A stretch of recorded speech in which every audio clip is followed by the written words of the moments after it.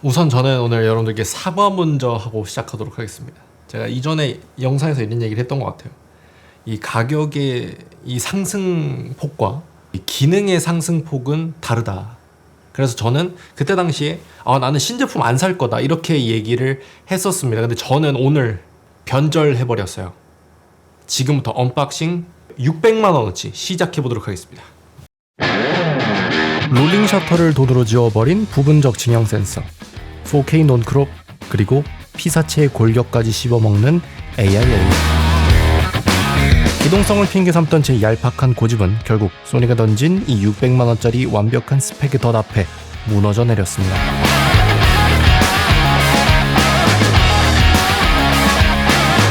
이거는 대단한 정도의 새로운 팀킬이에요.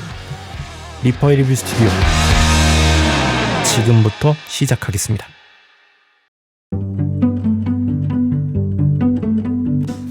네, 여러분 안녕하십니까. 리뷰계의 요정 리퍼입니다. 자, 오늘 제가 예전에 여러분들한테 영상으로 이런 이야기를 했습니다.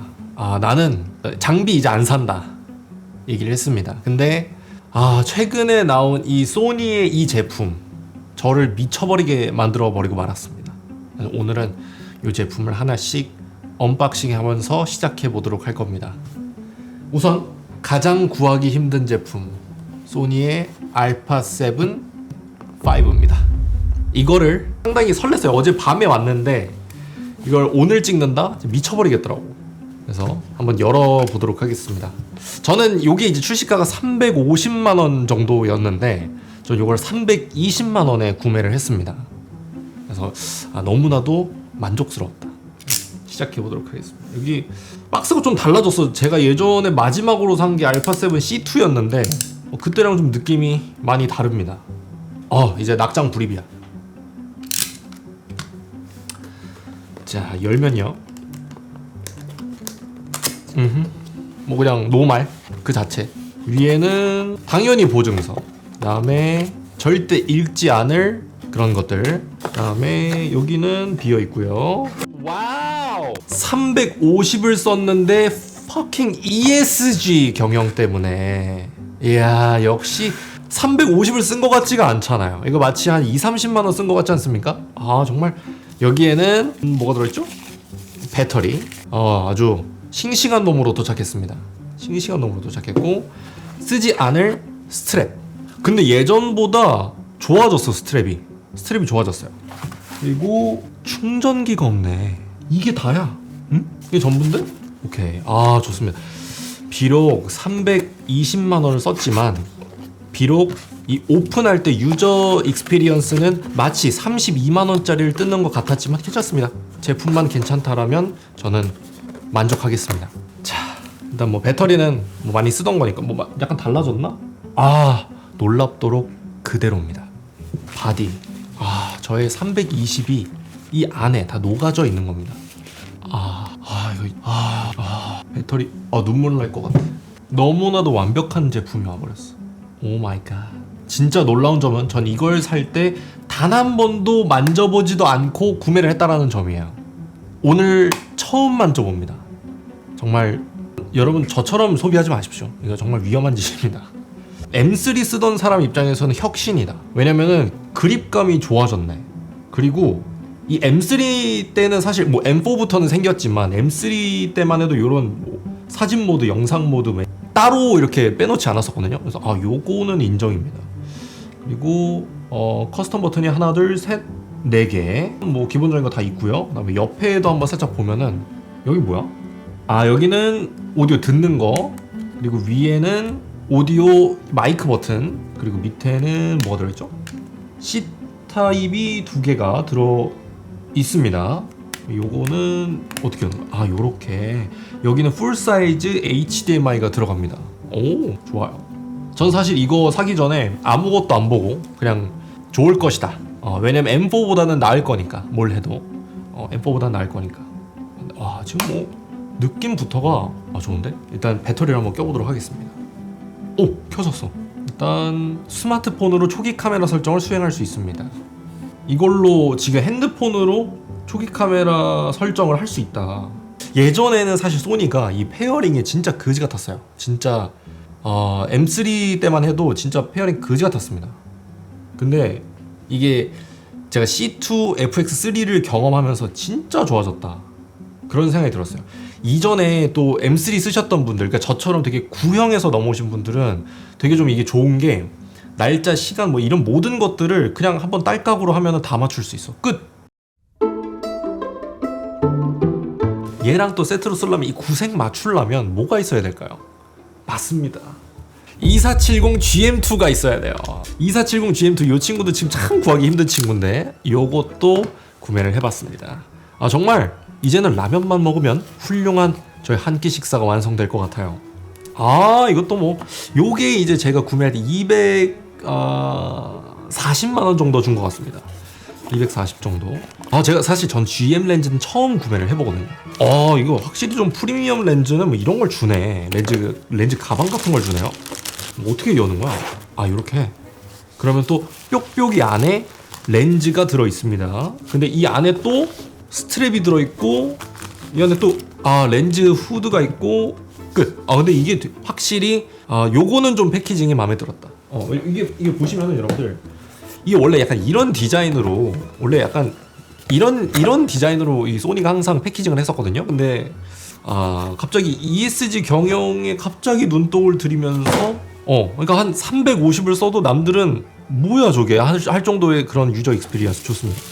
그리고 영롱한 렌즈, 후드까지 장착을 하면 끝난다고 보시면 될 것 같아요. 이 후드도 이 안에가 벨벳이고, 제가 지금 처음 봤는데 이 위에 ND 필터를 조절할 수 있는 그런 가변 ND 쓰시는 분들, 저처럼 가변 ND 쓰는 분들은 이거 후드를 장착하고도 쓸 수 있게 되어 있나 봐요. 이전에 저는 GM 렌즈 1세대를 자주 사용했었거든요.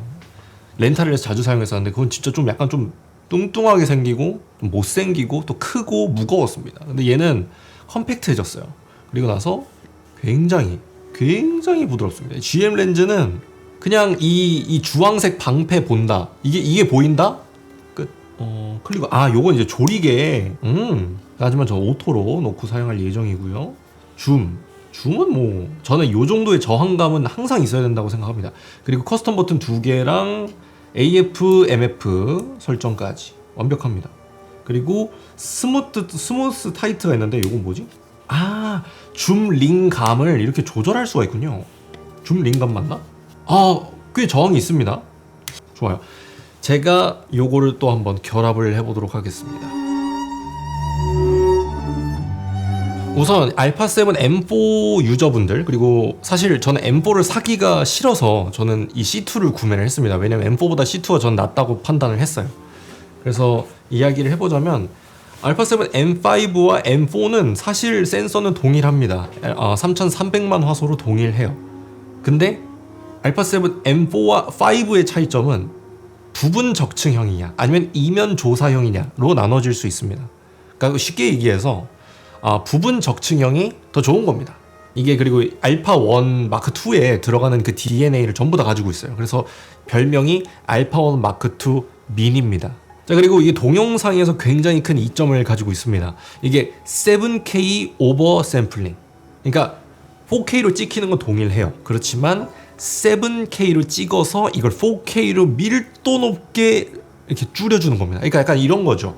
이 TV로 봤을 때 흐려요. 근데 핸드폰으로 보면 선명한 것처럼 보이잖아요. 그런 느낌처럼 이 큰 화면을 완전 이렇게 꾹 눌러 담다 보니까 더 밀도가 높아지는 그런 4K를 얻을 수가 있는 겁니다. 4K 60프레임 촬영 시에 기존의 알파7 M4는 1.5배 크롭이 됐었어요. 근데 얘는 이제 크롭이 되지 않습니다. 자, 그리고 알파7 M4까지는 비욘즈 XR 칩만 탑재가 됐어요. 근데 여기에 알파7 M5는 비욘즈 XR 칩과 AI 프로세서 칩이 독립적으로 탑재가 되어 있습니다. 그러니까 칩이 대가리가 두 개인 거예요. 그렇기 때문에 이게 어떤 차이점이 있냐면 이 머리가 두 개이니까 야 너는 이거 담당해, 나는 계산을 할게, 요렇게 되는 겁니다. 그러다 보니까 어떤 이 정확도, 또 초점을 따라가는 이 속도, 그리고 그 정확도, 잠시 앞에 뭐 기둥이 지나간다고 하더라도 완벽하게 담아낼 수가 있는 것이죠. 이거 자체만으로도 또 엄청난 이점이다 라고 볼 수가 있을 것 같아요. 자, 그리고 전자식 뷰파인더 같은 경우에는 사실 이 368만 도트? 368만 도트인 거는 동일합니다. 근데 다른 점이 있어요. 뭐냐면 이전에 알파7 M4는 1.3cm였습니다. 근데 이번에 1.6cm로 커졌어요. 제가 말씀드렸죠? 이거 왜 여기에 TV가 달려있냐고. 그리고 후면 디스플레이도 조금 커졌습니다. 알파7 M4 같은 경우에는 이 7.5cm였는데요. 이번에 알파7 M5는 8cm로 늘어났습니다. 도트도 많이 좋아졌어요. 알파7 M5는 209만 5천 도트.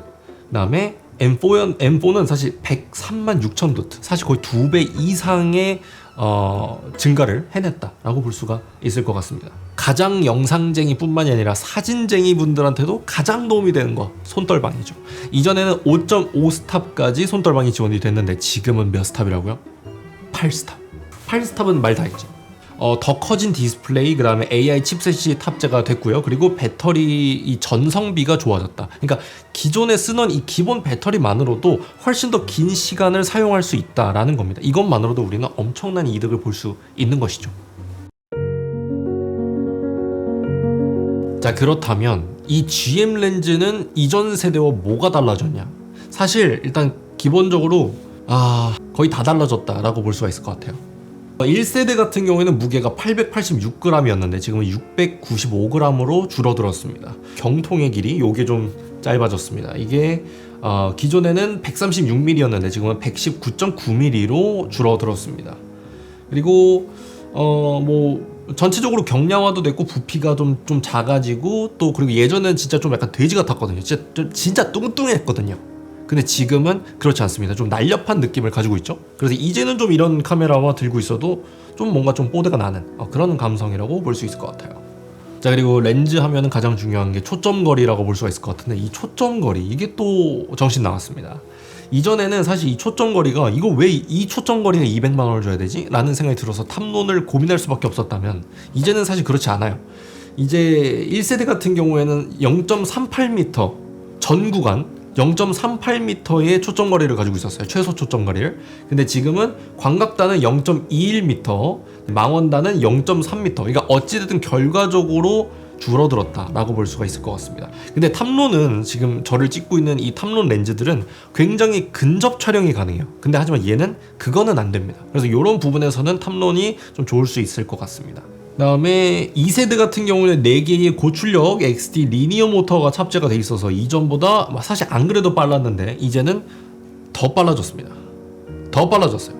이 렌즈는 정말 어디 하나 흠잡을 게 없습니다. 물리 버튼도 좀 추가가 됐고요. 그다음에 무단 조리개 스위치도 좀 추가가 됐고, 그리고 조리개 링이 1세대는 부재했습니다. 근데 이제 단순 줌, 초점 링으로만 구성이 되어 있었는데 2세대부터는 거의 단렌즈 수준으로 모든 기능이 다 들어가 있다라고 볼 수 있을 것 같아요. 1세대는 13군 18매였는데 2세대는 15군 20매입니다. 그리고 11매 원형 조리개까지 들어갔어요. 그래서 복회가 조금 더 부드러운 원형에 수렴할 수 있을 것으로 보입니다. 그리고 1세대 같은 경우는 약간은 포커스 브리딩이 있었는데 저는 사실 그거를 좀 싫어했어요. 포커스 브리딩을. 근데 포커스 브리딩을 잡는다라는 거 역시도 사실 엔간히 돈 주지 않는 이상 사실 힘들거든요. 근데 얘는 포커스 브리딩이 상당히 많이 완화가 된 모습을 보여줍니다. 뭔가 예전에는 이런 비유를 많이 했거든요. 예전에는 이게 뭔가 R 시리즈와 S 시리즈를 중간에서 만난 느낌이다 라고 얘기를 많이 하는데, 이제는 그냥 알파 1의 동생이다 라고 느껴집니다. 그래서 저는 사실 알파 1 한번 써봤을 때 진짜 좀 충격적이었거든요. 제 기준에서 너무나도 좋은 카메라였기 때문에 이게 나중에 M 시리즈가 뭔가 새로운 게 나온다면 뭔가 알파1의 유전자를 가지고 왔으면 좋겠다 라고 했는데, 사실 여러분들 잘 아실 겁니다. 알파7 M3가 얼마나 팀킬 카메라였는지. 그래서 그때 실제로 알파7 M3 나오고 S 시리즈 죽어버리고 R 시리즈 죽어버렸었습니다. 이거는 새로운 팀킬 카메라라고 저는 생각해요. 이건 새로운 팀킬입니다. FX3 썼던 분들한테는 그대로입니다. 48분의 1까지도 찍을 수가 있고요. 저는 이거 되게 중요하다고 생각해요. 이게 단순히 50분의 1과 48분의 1은 좀 미묘하다고 생각할 수 있지만 이게 또 은근 큽니다. 근데 저는 소니한테 화이트 밸런스 다 좋은데 너무 아쉬운 거는 이게 프리셋이 있거든요. 소니도 화이트 밸런스가. 근데 이거를 직접 흰 천을 갖다 찍어야 되는 게 아직도 이 방식을 고수하는 게 조금 아쉬워요. 요거를 프리셋으로 저장할 수 있게끔, 그러니까 뭐 우리가 자주 쓰는 거 있잖아. 4300, 뭐 5600, 3200 뭐 이렇게 자주 쓰는 게 있잖아요. 그것들을 미리 저장해 놓을 수 있으면 얼마나 좋을까, 이런 생각이 듭니다. 소니 초점은 어두워도 잘 잡아서, 이게 뭐 속도가, 이게 제일 중요한 게 사실 초점 속도가 빠르다?